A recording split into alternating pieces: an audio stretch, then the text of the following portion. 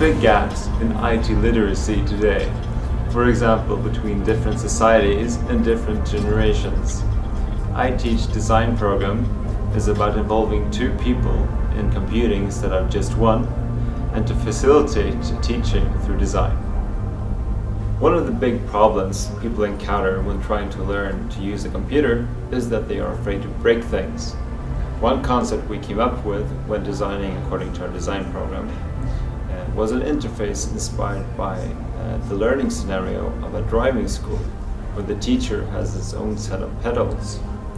Contrary to sharing the same keyboard and mouse, both users have full control over the computer at all times. So this is Johan. He's a grandfather and he wants to write a letter to his grandchildren on the computer. So this is Daniela. She is one of Johan's grandchildren and she's gonna teach him how to use the computer.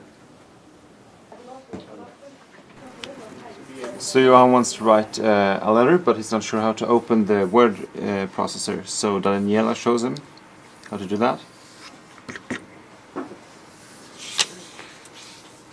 And then Daniela presses the back button on her keyboard, which reverses the state, and Johan can try for himself.